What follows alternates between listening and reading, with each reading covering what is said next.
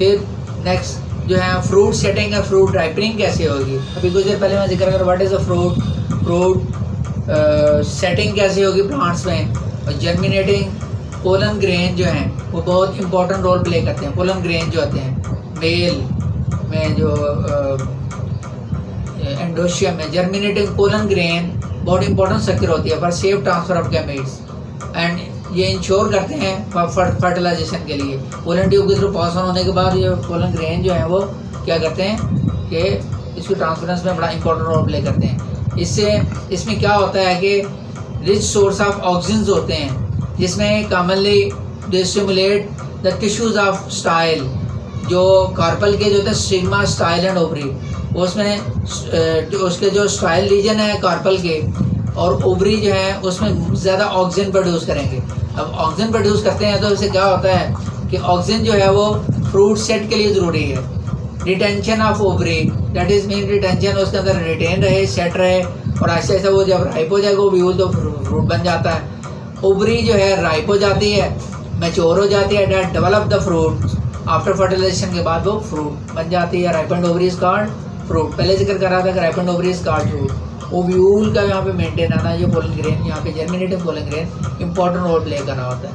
फिर without अब्सेशन of flower इसके बगैर अब्सेशन ऑफ फ्लावर नॉर्मली आमतौर पे हो जाती है एंड लीड टू आमतौर पे फ्रूट की यील्ड बहुत कम होएगी। इनके बगैर क्या मतलब जर्मिनेशन के बाद फ्लावर की अब्सेशन जो है आमतौर पे हो जाती है और इससे यील्ड जो है फ्रूट की यील्ड कम हो जाएगी। फर्टिलाइजेशन के बाद the ovary and the ripened seed जो हैं वो ऑक्सीजन प्रोड्यूस करना शुरू कर देते हैं। ओवरी और फर्टिलाइजेशन जैसे हो जाती है और राइपेंड सीड जो हैं वो ऑक्सीजन प्रोड्यूस करते हैं। इससे क्या होता है कि फ्रूट की डेवलपमेंट को वो स्टिमुलेट करते हैं ऑक्सीजन हार्मोन।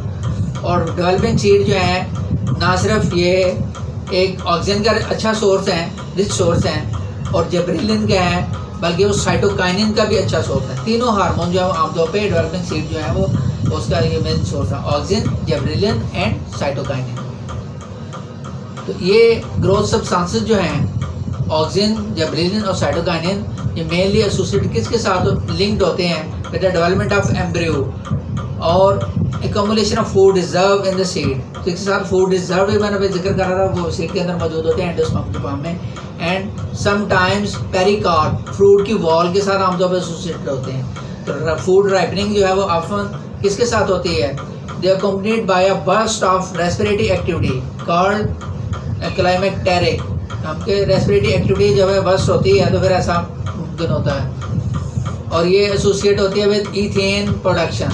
ईथेन प्रोड्यूस होती है। ईथेन क्या करती है, फ्रूट को पकने में, राइपन करने में मदद देती है। कई लोग ये जो अभी आम लेते हैं मंडियों में ला के पकाते रहते हैं, जिसके लिए वो ईथेन जो है वो इसको आमतौर में क्या मसाले लगा के तो वो पका ले रहे होते हैं, वो खुद ट्रीटमेंट कर रहे होते हैं। तो यहाँ नेचुरल कंडीशन में जो खुद नेचुरल कंडीशन में फ्रूट राइपन हो रहा हो, आम आजकल मैंगो का सीज़न है, समर सीज़न में आमतौर पे मैंगो, तो अगर वो खुद पक के नेचुरल कंडीशन में आए तो वो सेहत के लिए दी बेस्ट है। ठीक है, उसको टपके वाला आम है जी, वो आम बहुत बेहतर होता है एज कम्पेयर टू जो है वो हम खुद उसकी जो खुद राइप करवा रहे होते हैं ट्रीटमेंट करवा के।